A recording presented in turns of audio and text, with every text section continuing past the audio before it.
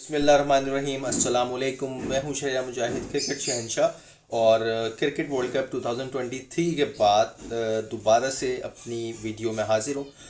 आज वीडियो बनाने का इत्तफाक कुछ यूँ हुआ।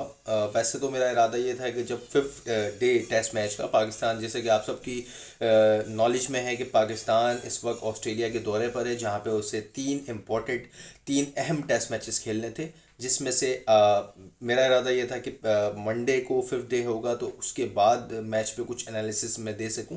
लेकिन अनफॉर्चुनेटली पाकिस्तान की टीम की जो परफॉर्मेंस रही, उन्होंने मजबूर कर दिया कि चौथे दिन ही मैच के ऊपर तबसरा कर लिया जाए। जी हाँ, बिल्कुल। पाकिस्तान अपना जो पहला टेस्ट मैच था ऑस्ट्रेलिया के अगेंस्ट, वो आज हार चुका है। हमने काफ़ी अखाड़ पिछाड़ देखी पिछले काफ़ी दिनों में। वर्ल्ड कप के बाद बाबर आजम को कप्तानी से हटा दिया गया, उसके बाद शान मसूद को टेस्ट टीम की कप्तानी की जिम्मेदारी सौंपी गई, उसके बाद शाहिन शाह अफरीदी को T20 का कैप्टन अनाउंस कर दिया गया, लेकिन अब तक वनडे टीम का कोई कैप्टन अनाउंस नहीं किया गया। जहां कप्तानी में तब्दीलियां की गई, वहां साथ साथ कप्तानी के साथ साथ हमें तब्दीलियां देखने को मिली कोचिंग स्टाफ के अंदर। तमाम कोचिस स्टाफ के अंदर, पीसीबी के अंदर भी काफ़ी सारी हिलजुल हमें नज़र आई, जहां पे मोहम्मद हफीज़ को टीम डायरेक्टर बनाया गया, उसके साथ साथ सईद अजमल को स्पिन बॉलिंग कोच की जिम्मेदारियां दी गई। सिलेक्शन कमेटी में तब्दीलियां देखने में मिली, इंजमाम उल हक ने रिज़ाइन कर दिया, दैन उसके बाद वहाब रियाज को चीफ सेलेक्टर की जिम्मेदारी दी गई। लेकिन इतनी सारी चेंजेस के बाद जो चीज़ सेम रही, जो चीज़ कांस्टेंट रही, वो पाकिस्तान टीम की परफॉर्मेंस रही। कैप्टन चेंज हो गया, टीम मैनेजमेंट चेंज हो गई, कोचेस चेंज हो गए, लेकिन चेंज ना हुई तो पाकिस्तान की वो डिफेंसिव अप्रोच, वो बुज़दिलाना अप्रोच, जिसकी वजह से वो माजी में भी मैचेस हारते आए हैं और आज भी कुछ इसी तरीके का ओवरऑल इस टेस्ट मैच में देखने को मिला। जिस तरह की अटैकिंग क्रिकेट ऑस्ट्रेलिया ने खेली, वो काबिल तारीफ़ है। ऑस्ट्रेलिया ने अपनी कंडीशंस का भरपूर फ़ायदा उठाते हुए पाकिस्तान को ना बॉलिंग में कुछ कमालात करने का मौका दिया, ना ही कोई बैटिंग में उन्होंने पाकिस्तान को मौके दिए कि पाकिस्तान कुछ कर सके। पाकिस्तान के बैटिंग लाइनअप में बड़े बड़े नाम, जिसमें बाबर आजम, शान मसूद, अब्दुल्ला शफीक और इमाम उल हक जैसे नाम शामिल थे, लेकिन कोई भी खातिर ख्वाह परफॉर्मेंस दिखाने से कासिर रहे हैं। इसकी दूसरी तरफ बॉलिंग डिपार्टमेंट से कुछ अच्छी खबरें तो हैं कि दो डेब्यूटेंट्स हमने अपने इस मैच में खिलाए थे, जिसमें आमिर जमाल और खुर्रम शहजाद की तरफ से हमें थोड़ी सी अच्छी गुड न्यूज़ ये नज़र आई है कि हमारे जो दो यंगस्टर्स हैं, और यही होता है जब आप डोमेस्टिक परफॉर्मर्स को मौका देते हैं। खुर्रम शहजाद को मौका मिला, डोमेस्टिक में अच्छा परफॉर्म करते हुए आ रहे थे। इसी तरीके से आमिर जमाल की परफॉर्मेंसेस काफ़ी अच्छी थी डोमेस्टिक सर्किट के अंदर, तो जब उन्हें मौका मिला है तो उन्होंने अपने आप को कैश भी करवाया। लेकिन इसके अलावा जिस पे हम बहुत ज़्यादा रिलाई कर रहे थे, शाहीन शाह अफरीदी, जो कि अब T20 टीम के भी कैप्टन है, लेकिन शाहीन शाह अफरीदी की तरफ से कोई ऐसी खातिर ख्वाह परफॉर्मेंस हमें देखने को नहीं मिली। इसमें साथ साथ हमें एक और जो लैग नज़र आया, वो पाकिस्तान टीम के अंदर जो फिजियोज़ हैं, वो अनफॉर्चुनेटली क्यों पाकिस्तान के प्लेयर्स हमेशा मेन इवेंट्स में कंसिस्टेंटली तौर पे, यानी मुसलसल कंटिन्यूस बेसिस के ऊपर वो अनफिट हो जाते हैं। नसीम शाह की मिसाल आपको सामने, इतने इंपॉर्टेंट तौर पे इस वक्त हमारे पास नसीम शाह जैसे बॉलर मिसिंग है। इसके बाद शाहीन शाह अफरीदी के रिदम में भी जो कमी आई, वो भी उनकी इंजरी के बाद देखने को मिली।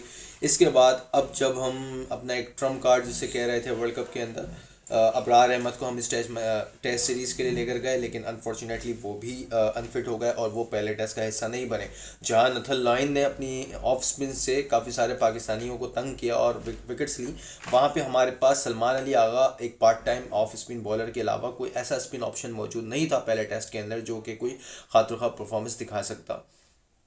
ऑस्ट्रेलियन टीम ने बैटिंग की, तो बैटिंग उन्होंने मॉडर्न एरा ऑफ क्रिकेट के हिसाब से की है। ऑस्ट्रेलिया ने बेहतरीन, डेविड वार्नर की परफॉर्मेंस आप देखें, उन्होंने बिल्कुल भी मौका नहीं दिया पाकिस्तानी बॉलर्स को कि वो उन पर हावी हो सकें।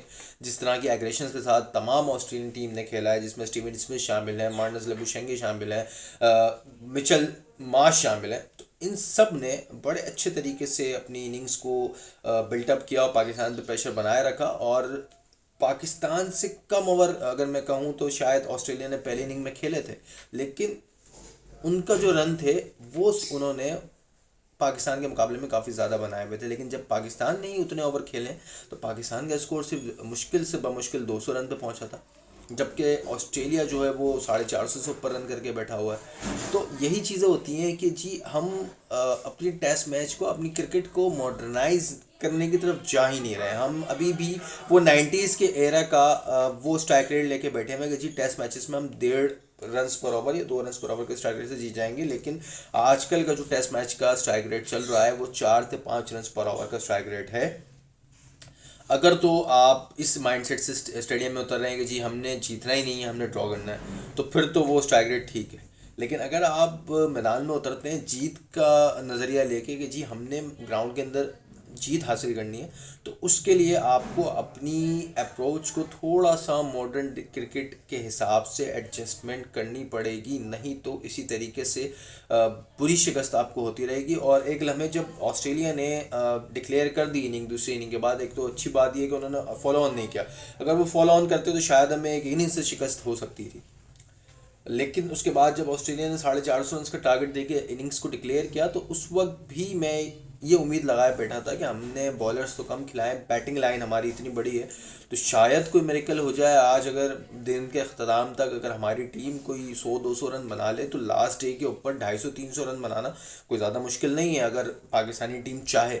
लेकिन जिस तरह पिच ने बिहेव किया, जैसे हम देख रहे थे पहले दिन, दूसरे दिन, तीसरे दिन ग्रास पिच पे बढ़ती जा रही थी, जिसकी वजह से जो सीम बॉलर्स हैं उनको काफ़ी मदद मिल रही थी। तो ऑस्ट्रेलिया ने एक पूरी प्लानिंग के साथ एक बेहतरीन क्रिकेट खेली है और पाकिस्तान को आउट क्लास किया है हर एक डिपार्टमेंट के अंदर। सिर्फ मैं एक डिपार्टमेंट की बात नहीं करूँगा, हर एक डिपार्टमेंट के अंदर।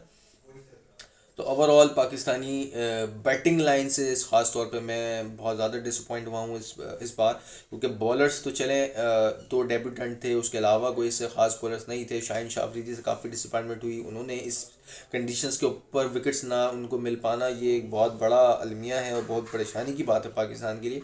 लेकिन जिस तरह की बैटिंग लाइन पाकिस्तान की इस टेस्ट मैच में थी, तो शायद ही इतनी स्ट्रॉन्ग बैटिंग लाइन अब पाकिस्तान की अभी कुछ टाइम पहले तक मिली हो। हाँ, इंज़माम उल हक, यूनुस खान और मोहम्मद यूसुफ के टाइम की बात मैं नहीं कर रहा, लेकिन रिसेंट पास्ट में पाकिस्तान को इतनी अच्छी strong batting lineup test match के लिए नहीं मिली थी जितनी इस वक्त पाकिस्तान के पास मौजूद थी। लेकिन बदकिस्मती से वो भी परफॉर्मेंस नहीं दे पाई। तो पाकिस्तान के इस पहले टेस्ट मैच का इस तरीके से अख्ताम हुआ, चौथे दिन में ही पाकिस्तान को शिकस्त से दो चार होना पड़ा। अब पाकिस्तान के पास 2 और टेस्ट मैचेस मौजूद हैं, लेकिन एक टेस्ट मैच में शिकस्त के बाद पाकिस्तान के पास अब मौका ही, अगर इस सीरीज़ को जीतने का मौका हासिल करना है तो उसमें पाकिस्तान को अपने दोनों मैचेस जीतने होंगे, या एटलीस्ट एक मैच जीत के दूसरे मैच अगर ड्रॉ होता है तो फिर ये सीरीज़ बराबर होगी। तो पाकिस्तान के जो चांसेस हैं अब इस सीरीज़ को जीतने के वो इंतहाई कम है। देखते हैं आगे क्या होता है। बाकी हम मज़ीद आपके खिदमत में हाजिर होते रहेंगे एक नई वीडियोस के साथ। और बार बार मैं अपनी वीडियो के आखिर में आपसे वही बात कहूँगा कि क्रिकेट की अपडेट से मुंसलिक रहने के लिए आप हमारा फेसबुक पे एक लाइक कर सकते हैं, उसके साथ साथ हमारा यूट्यूब चैनल है, तो आप दोनों को लाइक करें, शेयर करें अपने दोस्तों में। और क्रिकेट की मज़ीद नई एनालिसिस और वीडियो से जुड़े रहने के लिए देखते रहिए क्रिकेट शहंशाह। अल्लाह हाफिज़।